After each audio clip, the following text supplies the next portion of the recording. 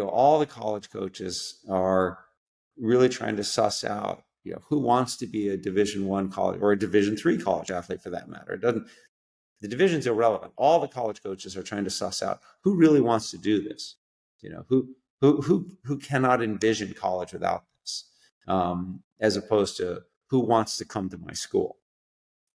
And so if it's only about coming to the school, neither party's going to be happy at the end of the day. And so I really encourage the students who are involved with rowing in high school to really think hard. Is it something I want to do in college?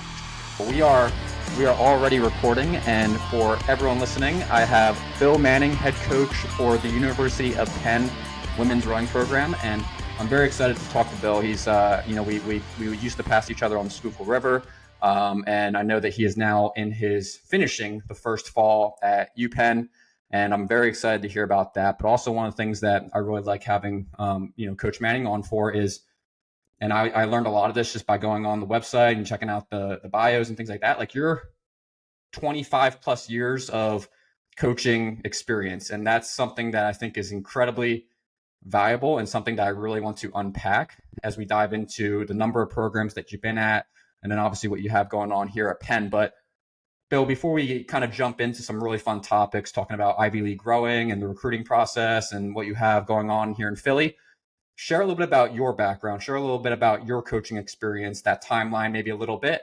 And then one of the things I want to kind of bridge off of that is you spent considerable time up in Boston, and now you've spent considerable time here in Philly.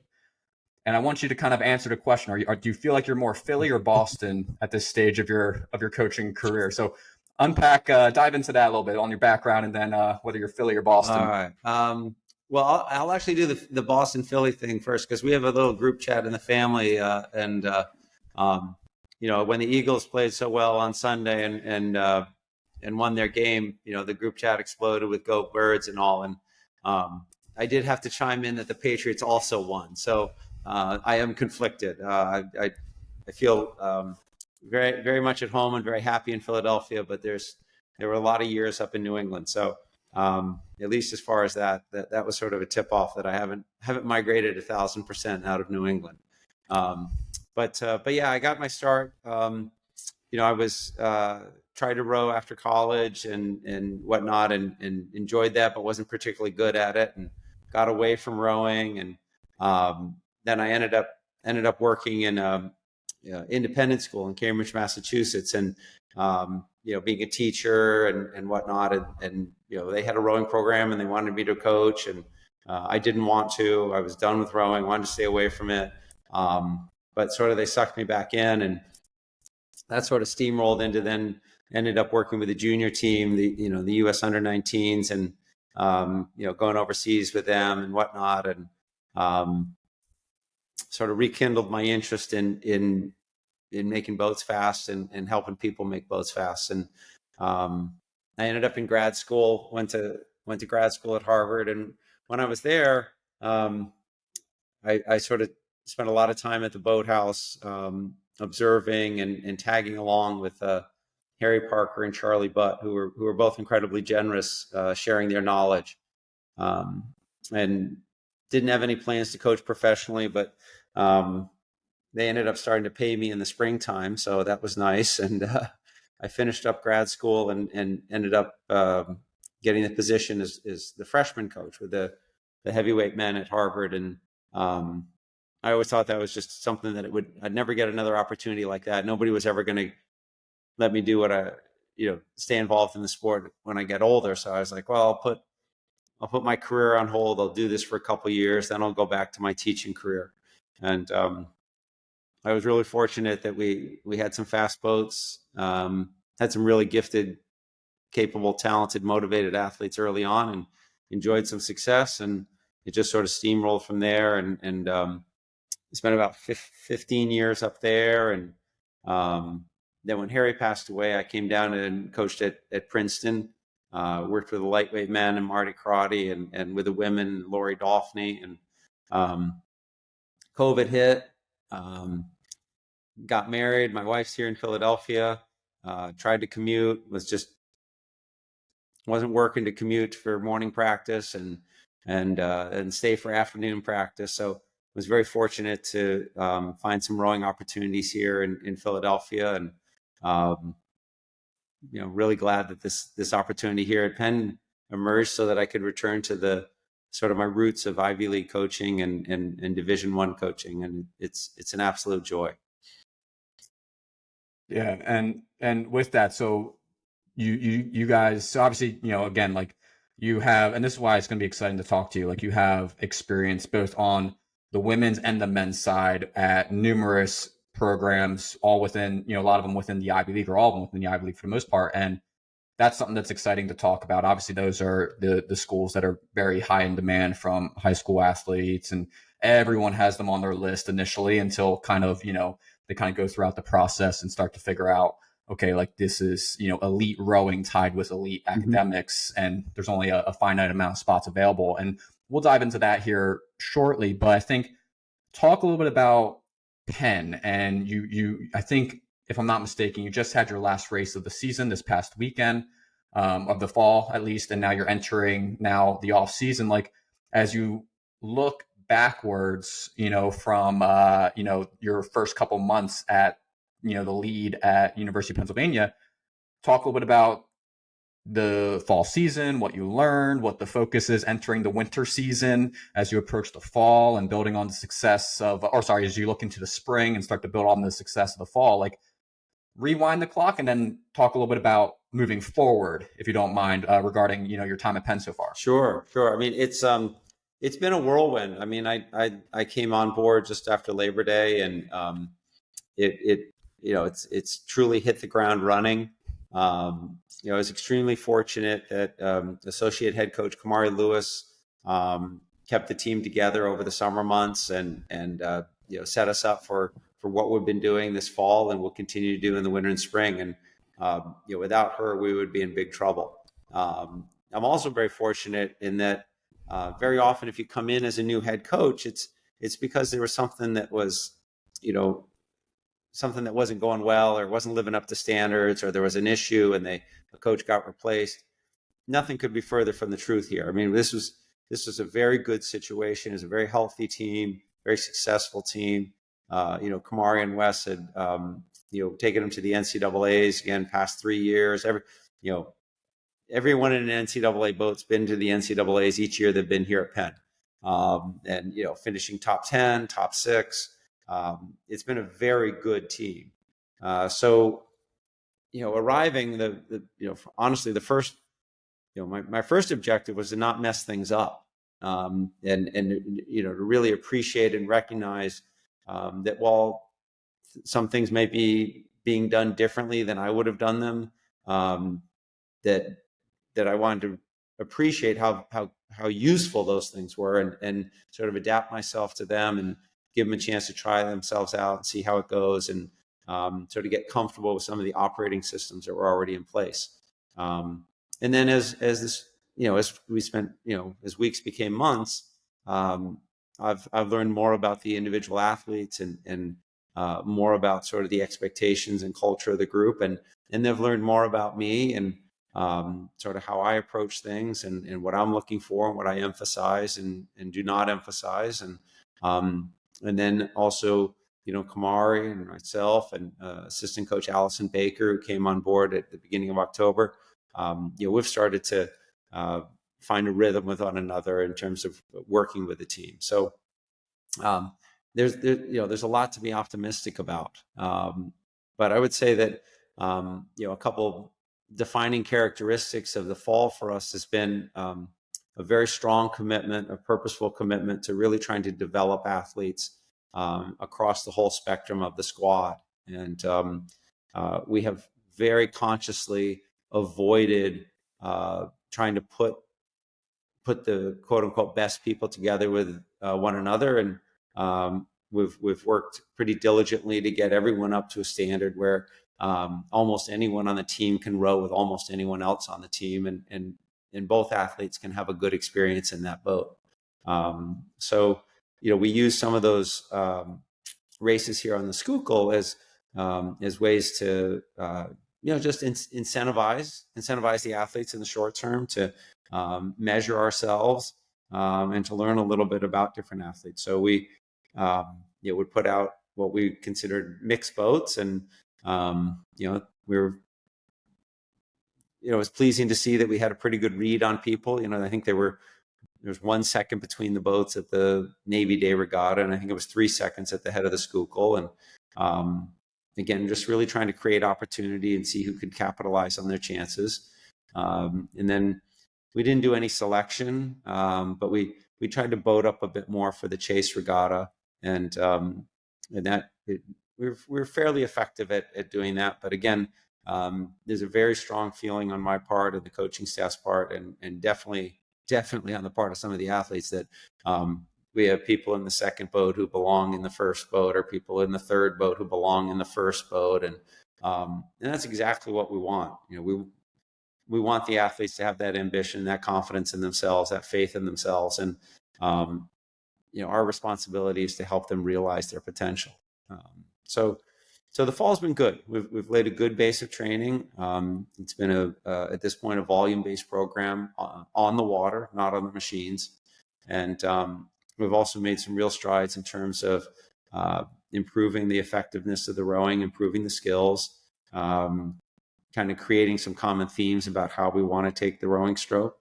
And the good atmosphere, the good environment, the good culture that they've had over the past couple of years has remained. And we've been blessed with some real good leadership from our senior captains and others. And the first years that have come in, I applaud them. They came into a situation with a lot of uncertainty, because I wasn't around when they were looking at colleges, and they kept the faith, and I've been very impressed with how adaptable they've been and how willing they are to learn. And even the ones that have come out of very successful high school programs recognize that Division I rowing is a different game, and they've been trying to improve, and have been open to learning new things. And so that's sort of how we've used the fall thus far. And we've got another 10 days here on the water before we'll break for Thanksgiving. And we're just continuing to really try to hammer all three of those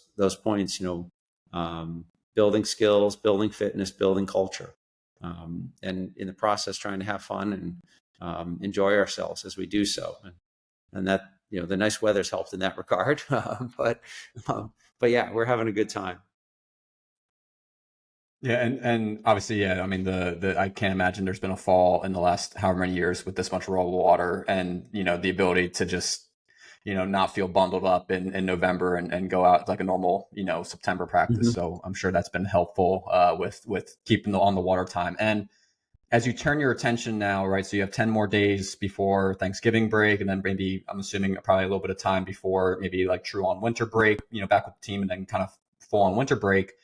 And to you, like, what are some of the main focuses as you enter the off-season side of things, right? Where you're entering now the, December, January, February, right? Obviously not to discount the time that you have here on the water over the next couple of days and weeks, but soon you're going to be turning your attention to the winter. There's going to be starting to, obviously we're up here in Philly, right? You may be doing winter training trips, but presumably, right, a considerable amount of time is going to be on land, focused on training, maybe in the tanks and things like that. Like, what are the main focal points for you and the athletes, or actually more importantly, you and the coaches, that you are starting to kind of process and think forward about, to kind of maximize your first winter season with this group, right? Which obviously is a different beast than, say, the fall season, or just, just completely different in their own focuses. How are you beginning to navigate that process?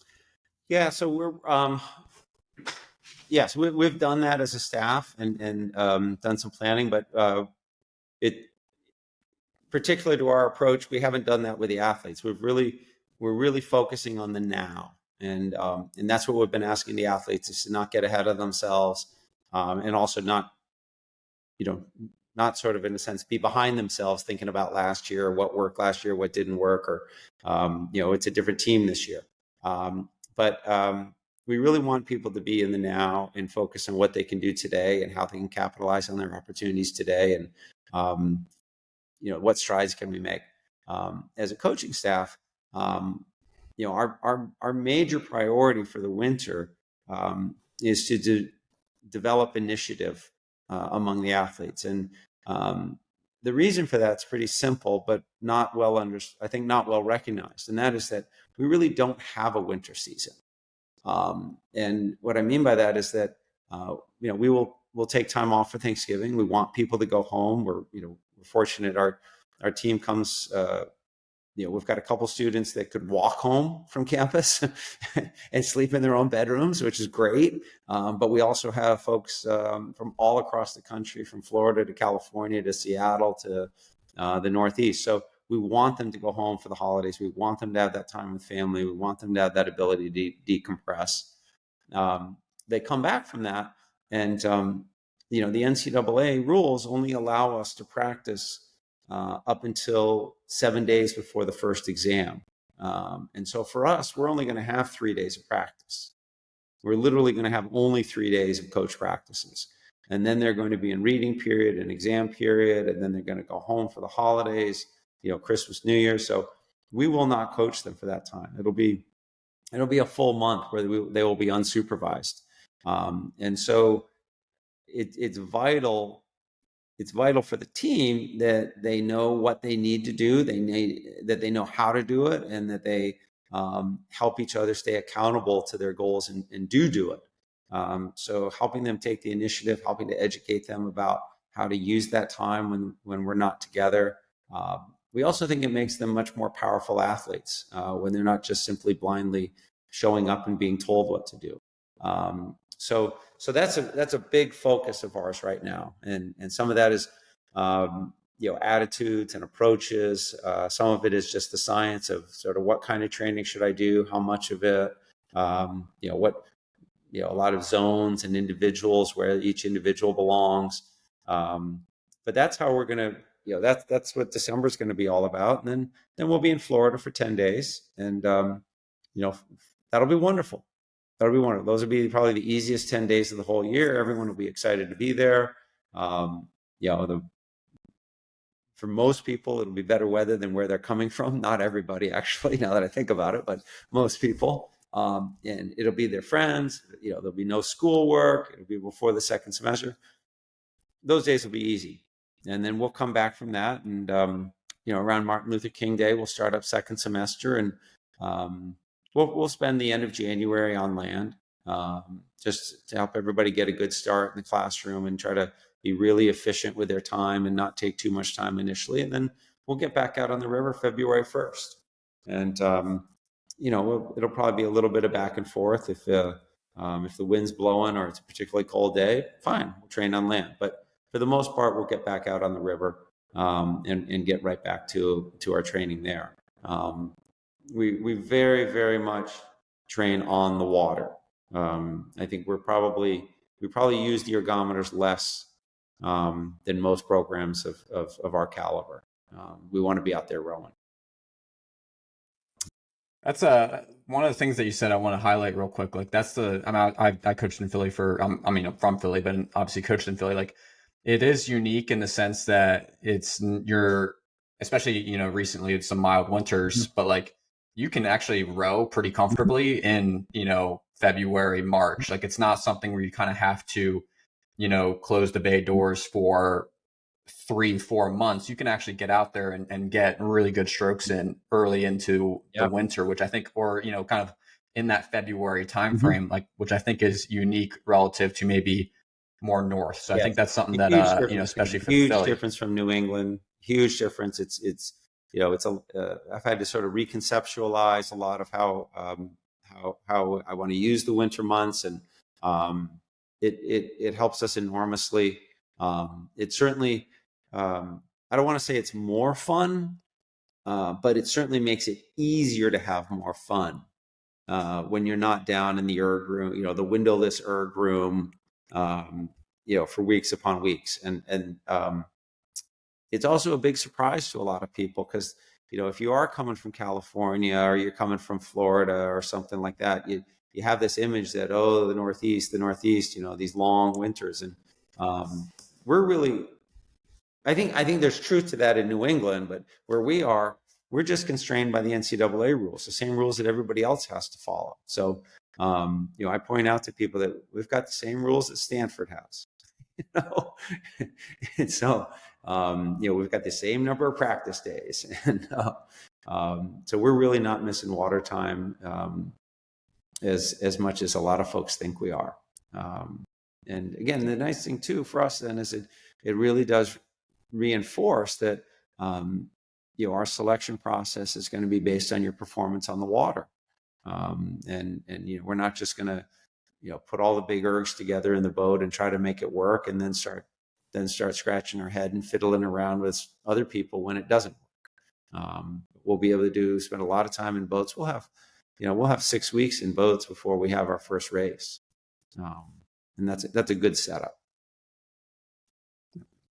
And bridging off of that, that's such a unique, offering, or not offering, but just experience for the athletes as well. They can kind of, again, have that exposure to the water early into their spring semester, which I think is a huge value add for them. Just, not only just with the technical side of being on the water, but even just from a mental state, kind of getting out there and being able to row in the boat, or, obviously there's the value of what you do on land as well. But I think to kind of couple them both together has where it's nothing becomes mundane. They're always kind of thinking hey, I can be on the water, but I also have to be on the erg, and there's that balance. And I think that's a really valuable piece. And bridging off of that, so one of the things I really would love to hear a little bit from you with your experience, but talk a little bit, right? So obviously Penn, you're getting to know the athletes, you're building into, or you're moving through the fall, just finished the fall into winter,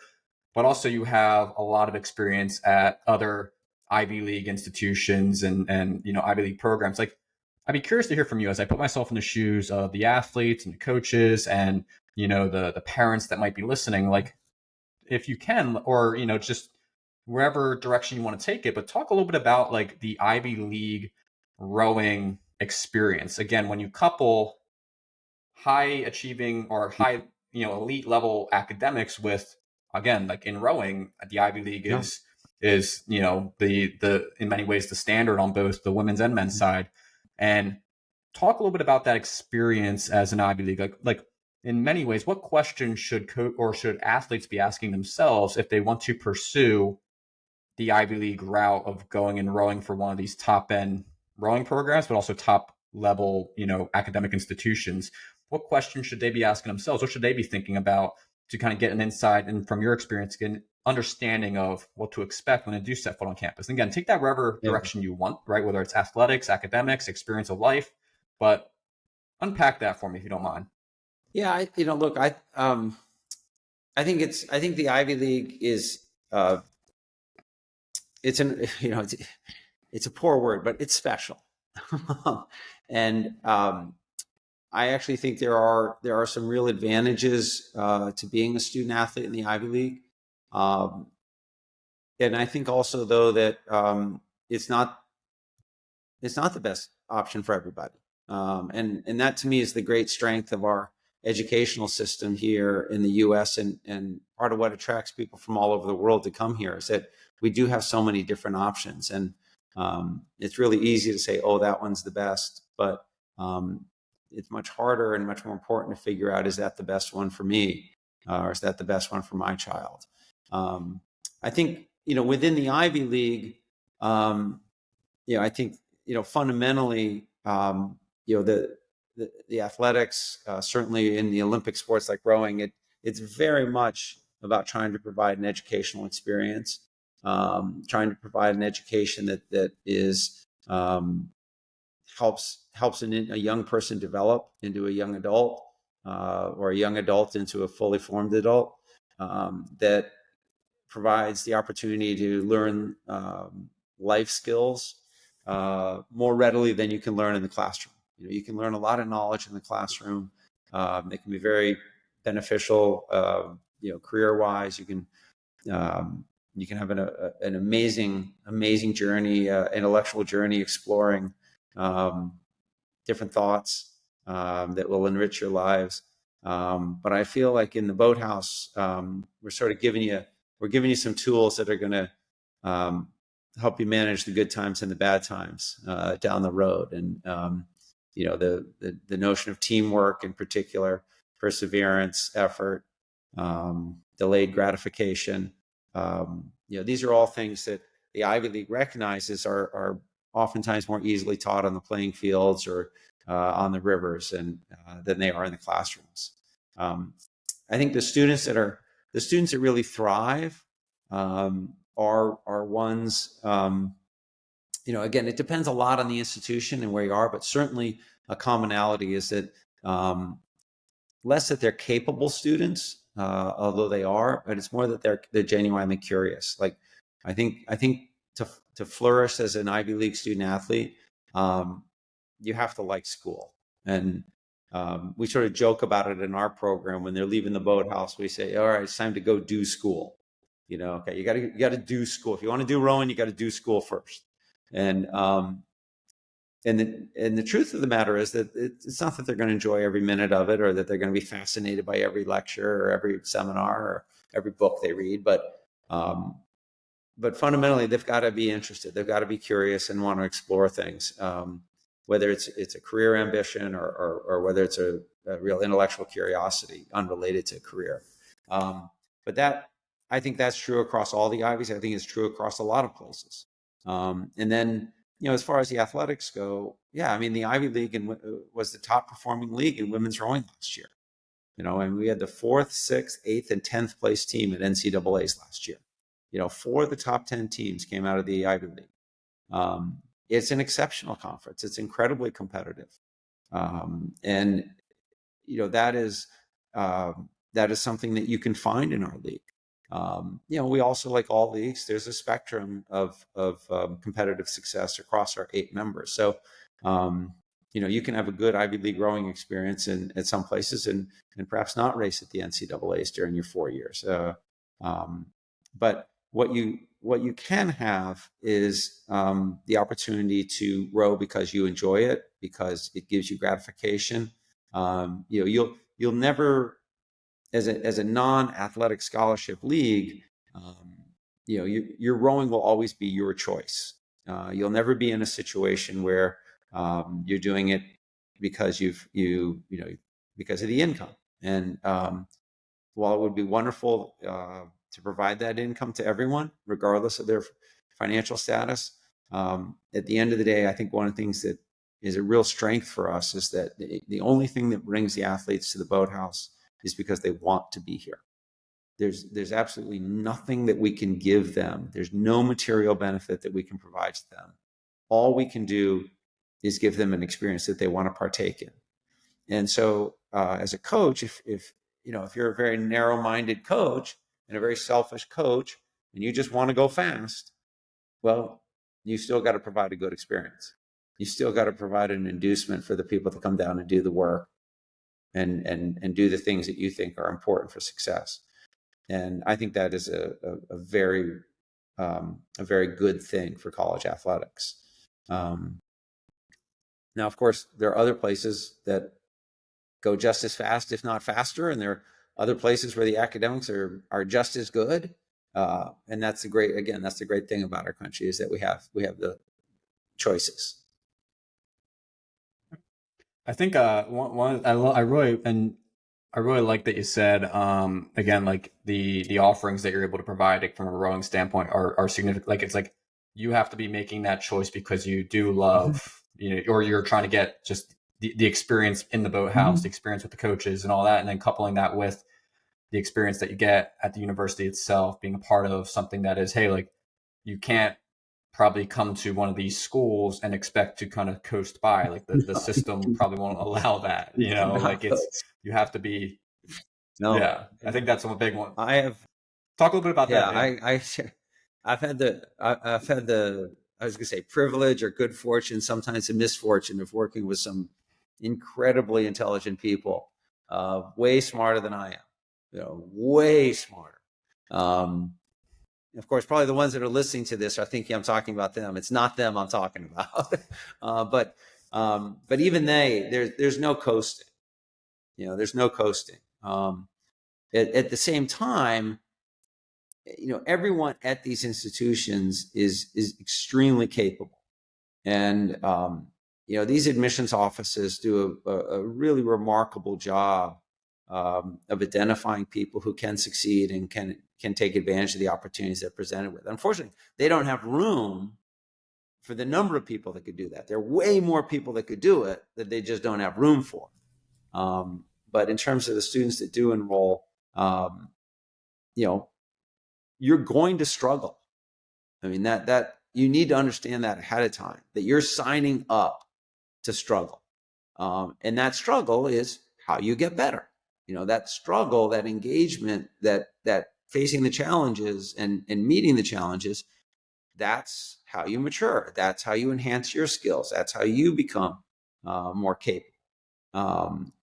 And I think that sometimes that's a really hard thing for some of these students because they have not had to struggle. They've been able to tick all the boxes in high school and things have gone well and hey, I do the work, I get the grade, everything works out. Well, you get off to college at places like this and you can do the work, you can do everything you're supposed to do, and you can still come up short. And that might mean in terms of what boat you get selected for, or it might be, the grades that you get and how you respond to that is the nature of the education. And the great thing in this environment is that there's all kinds of support available to you, whether it's academic support, whether it's medical support, emotional health support. I mean, it's just these places are really, really wonderful environments to stretch yourself, to try to do more than you've done in the past. And if you come up short, it's not life ending. It's just you pick yourself back up. People help you get back up on the horse, and you try again. And I think that's a privilege and a lot of good fortune that the students here have. That a lot of people graduate from high school and having to enter the workforce right away they don't get. And so these kids are really, really lucky.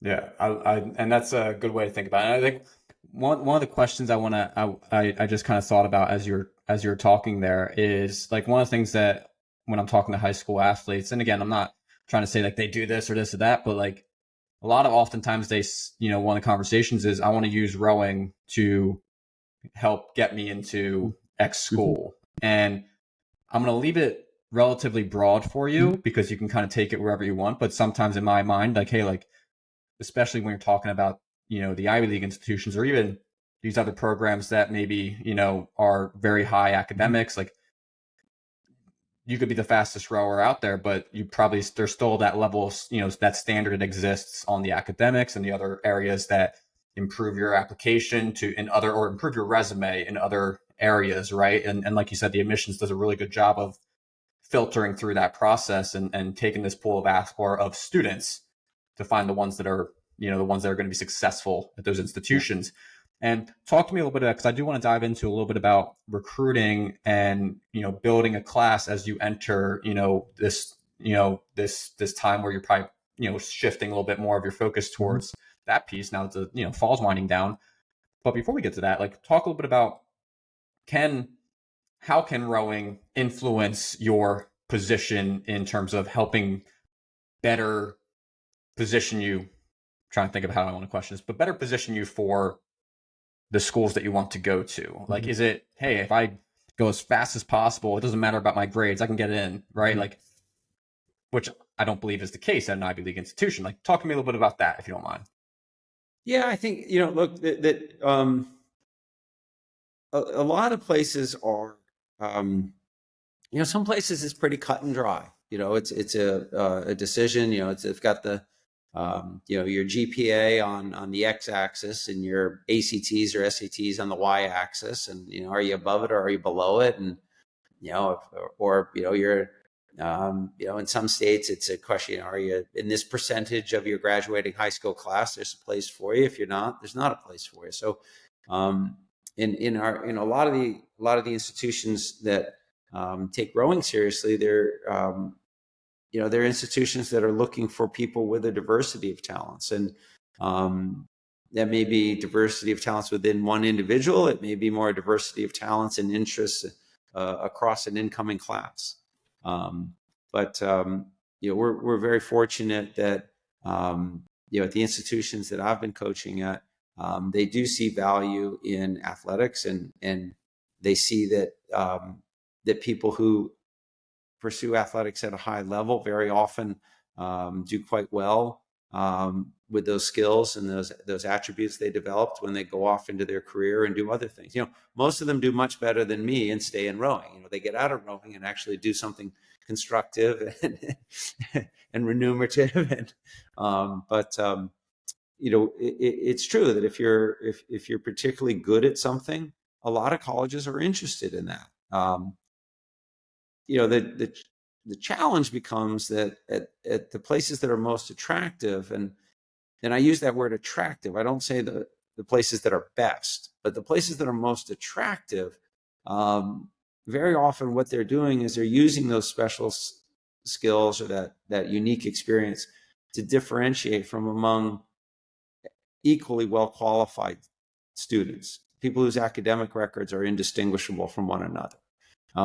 And I think there's a very common misperception that my special talent will move me ahead of others who are better than me academically.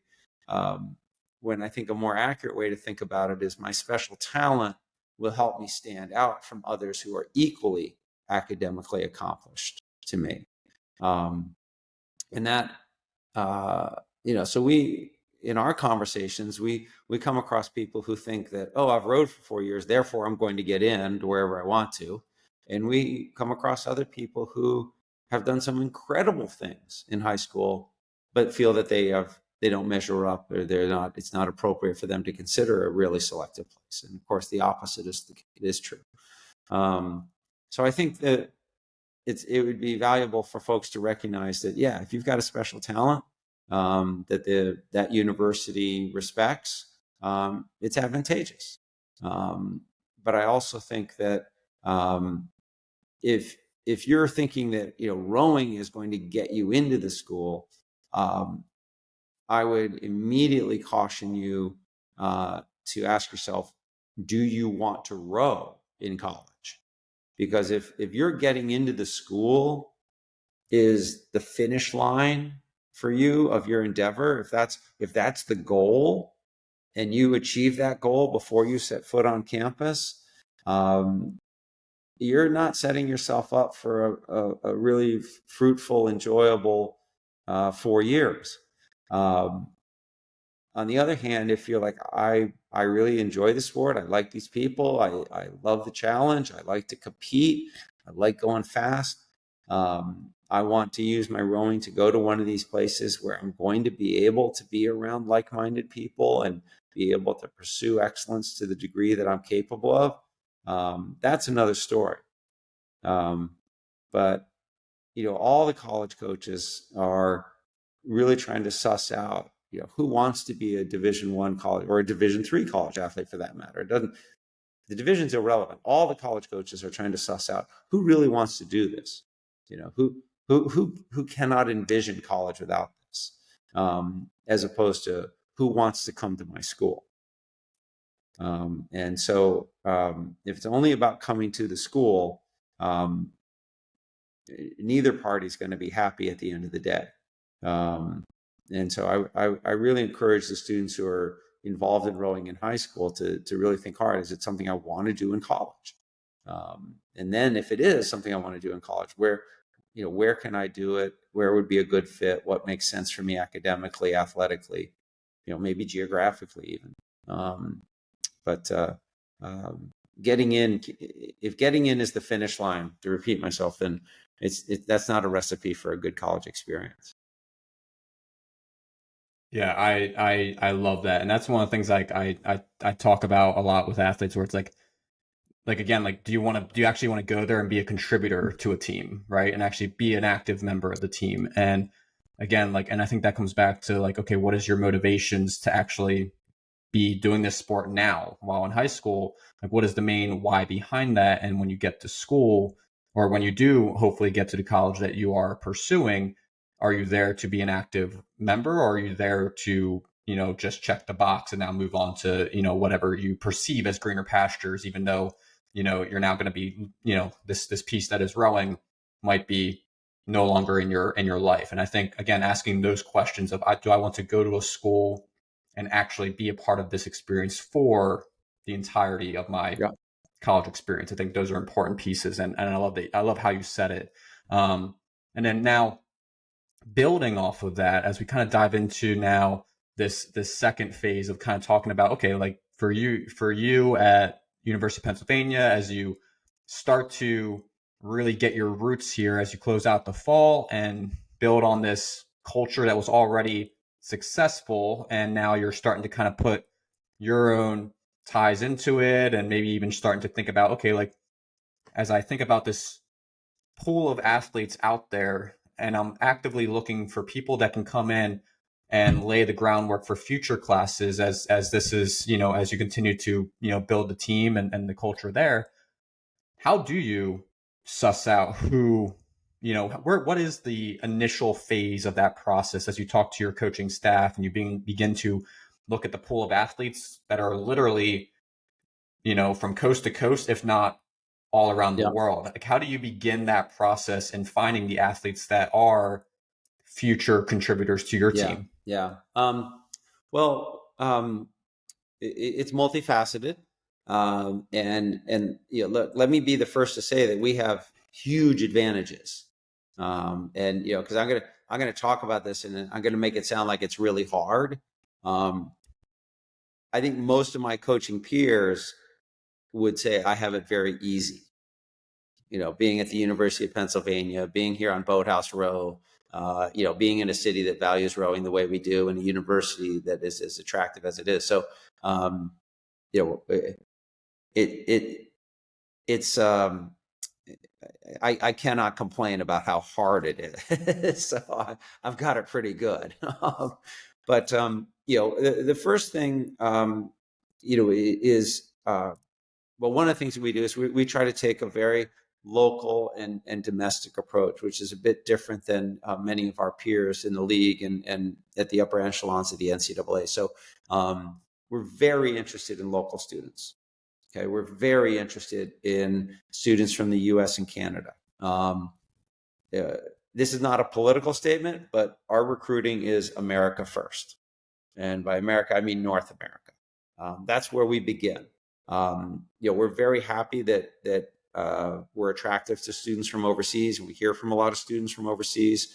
But contrary to some of the other programs, we start domestic.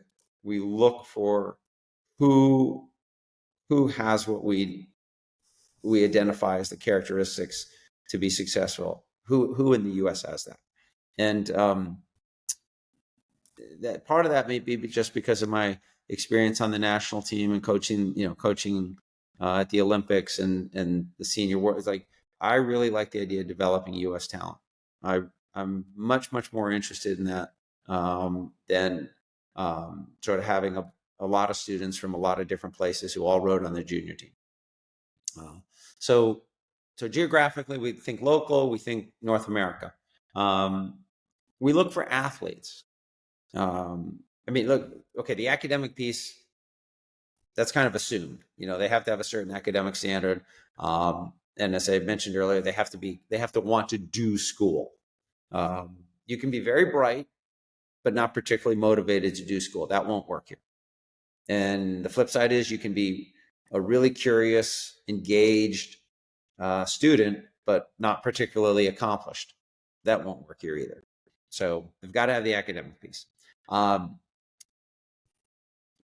We look for athletes, and that, what is that?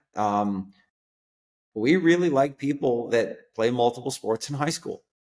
I'm always counseling people in their junior year. You speak to them on a phone call, you have a phone call with them, and so many of them are like, well, I'm going to give up basketball to do winter conditioning. I'm going to give up swimming to do winter conditioning, or, I'm going to stop with volleyball to do winter conditioning.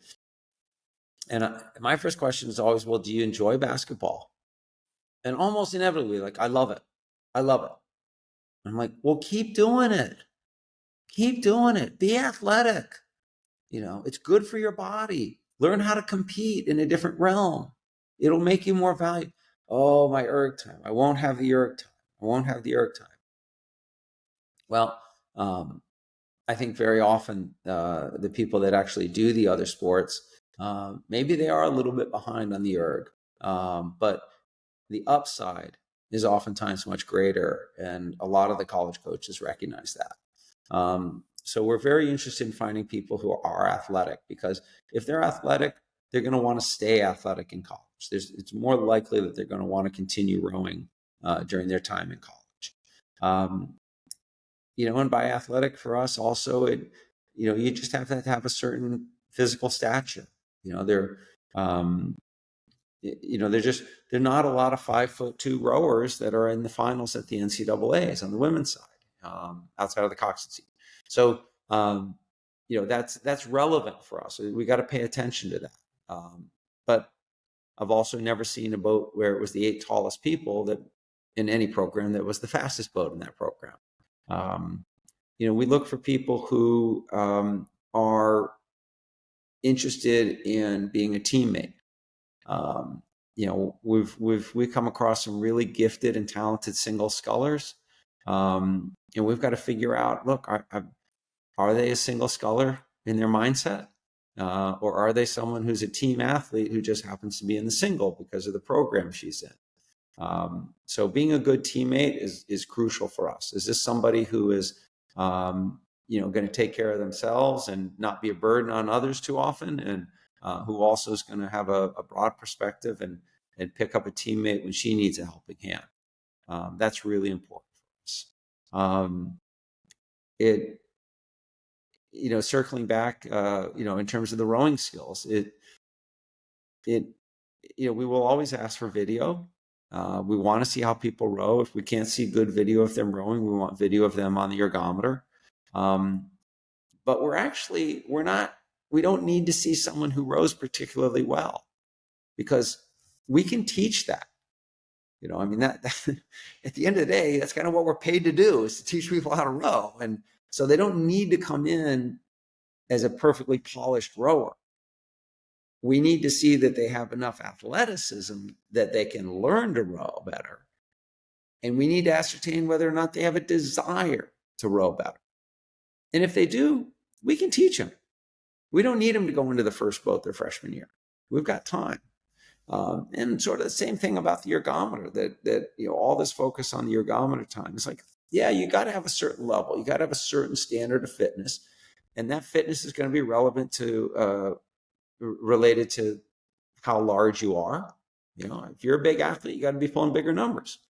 Simple. It's physics. But we also, we know how to help people get fit. It's not that complicated. Most people, it's a chapter in a textbook. You could read one chapter in many physiology textbooks and know almost all you need to know about how to train a college team. So what we don't know is whether or not the person wants to do the work. What we don't know is whether the person's going to put in the time. Are they motivated? And so we look for that much more. If their erg time is enough for us to say, okay, yeah, they've got a base there. They've knowing how much erging they've done in that program makes a huge difference. Yeah, we can work with that. And I think that that's something that's missed on a lot of high schoolers. I think there's such a focus on, I have to get a certain erg time. And I know some of the college coaches are saying that. But that magic erg time, which always seems to be a round number, it really is dependent upon how much erging you're doing. It really is dependent upon how much else you're doing. So, if you're telling me I'm gonna quit basketball and I'm gonna do winter conditioning, well, I just moved the goalposts on you, because now I need to see a faster erg time from you than I did before. And so you might want to think about whether that's really how you want to be spending your time. And I think that's, again, that's a little bit different. You got to have decent skills, but we don't need perfect skills. You got to have decent fitness on the erg, but we don't need to see great fitness on the erg. We need to see people that want to do this, that want to do it together, and who like to compete. I always ask people, why do what do you like about rowing? And look, there's nothing wrong with saying that I enjoy the birds and I like watching the leaves change and I really enjoy being out there. There's nothing wrong with it. Those are really nice things about our sport. But if I don't hear at some point I like racing, it's a red flag. That's a red flag. That is, man. I wish we had another 2 hours because I could dive into that. I think the big thing is I mean, I was a walk on in college. I probably say this every single podcast, so people are probably they already know that. But I was a walk on in college. I didn't start rowing until I got to St. Joe's, where I rowed, and again, I always bring it up, but the countless examples of people who are just really good athletes in high school, and then they got to a program that was able to develop them. And then they went on to do, Olympic level things, right? There's examples of that every single year. And I think to hear that coming from a coach at an Ivy League, where I think the expectation that athletes put on their shoulders is at a whole nother level regarding, hey, I have to get to this standard, especially on the erg, right? Because that's what they all highlight mostly, right? That's the chatter on the boathouse. Hey, I have to get to this standard to do this and this, right? And I think their parents also maybe put a lot of pressure on that too, because that's all they're hearing. Yep. But to hear that come from someone like yourself with your level of experience and where you are today, I think is very powerful, because again, I'm right there with you where it's hey, there is a lot of value in, learning how to, do good things on the water and on the erg and this and that. But where's the athletic diversity that you're also adding into your, routine, right? Are you, how are your ball skills with playing basketball or coordination thing and things like that? Or, can you get your aerobic fitness because you are passionate about swimming? And then how does that translate when you are a sophomore or junior in college, rather than you have to be a finished product in high school? I think that's, I love that. And my last question on that before we kind of, start to wrap things up. So I know you got, things to do as you move through, this week of the fall. Just, you don't have to go too deep into it, because again, I know you have some I want to make sure we get you out here, but regarding that process, how do athletes stand out to you and your coaching staff if it is deeper than just the absolute score, right? The number that coaches are looking for? How do those athletes, because in the back of their mind, they're all thinking, this is the way I stand out, right? This is the first number I put at the top of the email or in the questionnaire. What is, for you and your staff, how do you sift through that clutter of so many different numbers being thrown at you? And then how do you actually find the true, the things that you are really looking for in the recruiting process? And that's where it's personal. And that's why we will jump on a phone call and we will start having a conversation, and we'll start trying to learn about the person beyond what's on paper. And as I said, try to suss out what their motivation is. That, trying to get it to a more personal level. And obviously we can't talk to everybody. But if it, as a high school student, what can you do? In our eyes, probably the number one thing you can do is to really be an exceptional student, because the better your academic record, the more likely we're going to be able to work with you. And, unfortunately, in the Ivy League, the athletic recruiting is very dependent upon standardized test scores. And many of us would wish it wasn't true, but it is. Trying to get that good GPA, trying to get those test scores, because if you're a below average academic for us, well, you better be a much better than average athlete. And so you want to try to do as well as you can in the classroom. You want to try to do what you can with your standardized tests, for sure. Another way people can distinguish themselves is by making sure they express interest. Look, we do try to find people. Kamari, Allison, myself, or we're always talking with school coaches and club coaches. We're going to different events. We're looking at race results. We're always looking for people. But if you're interested, introduce yourself. Send an email. Fill out the questionnaire. I mean if you're waiting to be found, you're not going to be found by probably some of the places that you'd really be interested in. So take that first step, and sort of the earliest you would need to do that, earliest you would think about doing that is really sort of towards the end of your sophomore year.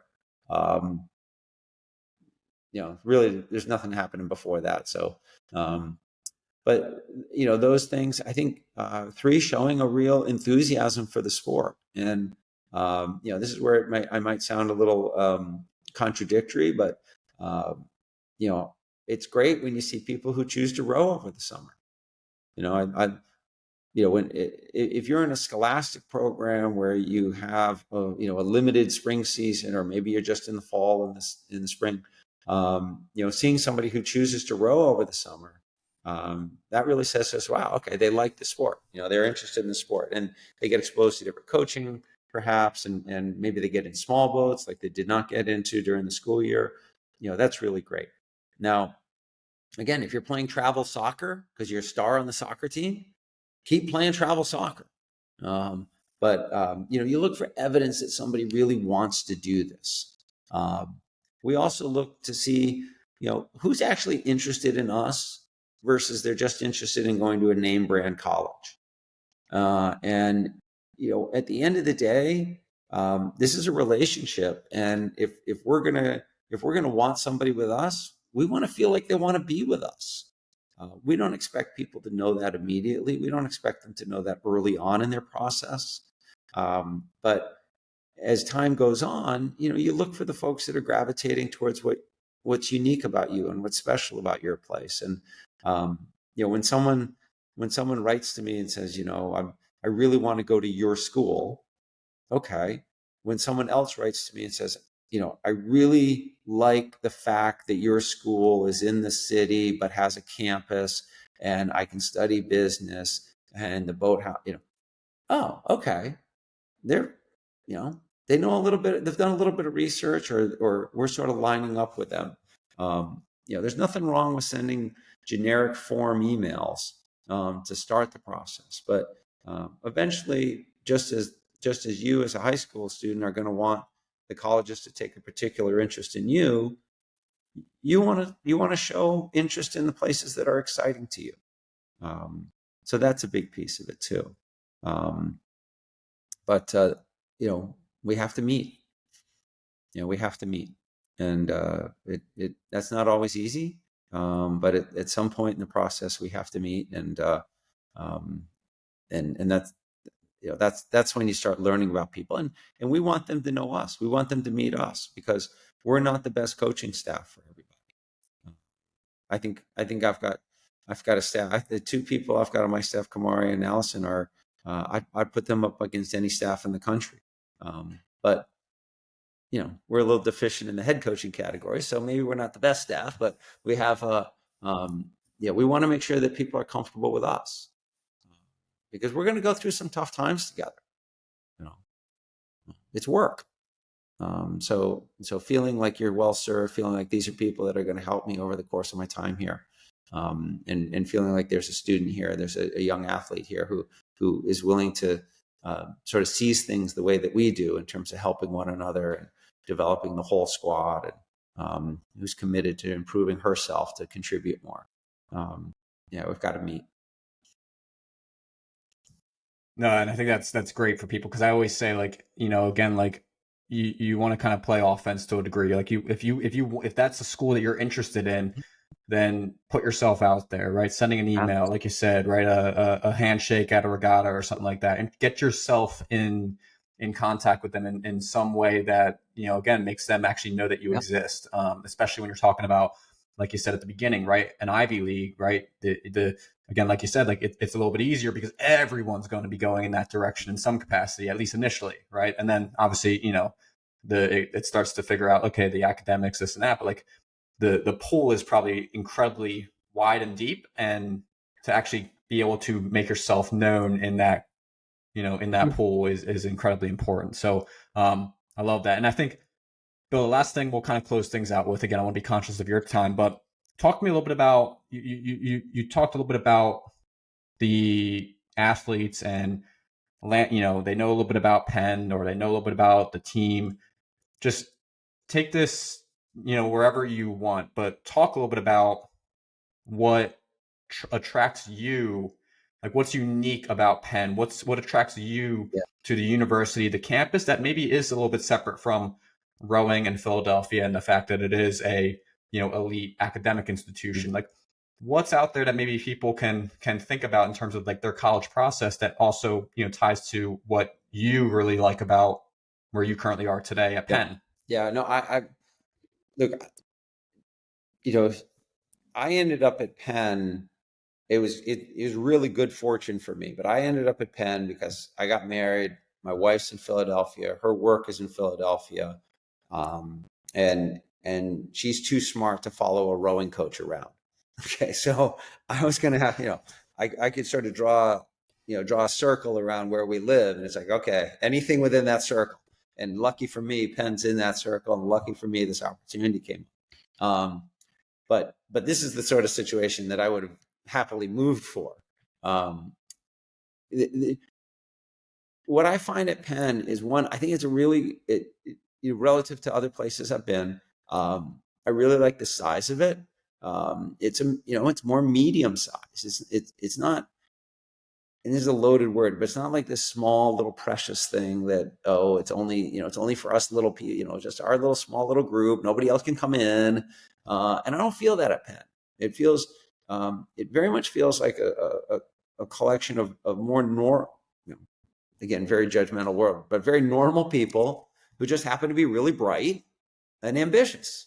And I love, on our team, I love the fact that we've got people in the College of Arts and Sciences. We've got people in the School of Engineering. We've got people in the Business School, Wharton.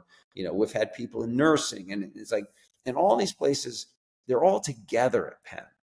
A lot of where I've been previously, it was like, oh, if you did engineering, it was like, oh, you're way off in the boonies or whatever. Oh, you were doing nursing. You're like, oh, no, we don't even do that. Oh, that's beneath us, kind of thing. It's like, no, Penn just seems much more receptive and open to all kinds of people. And that's who I'm meeting. That's who I'm meeting on campus. That's who I encounter in the athletic department.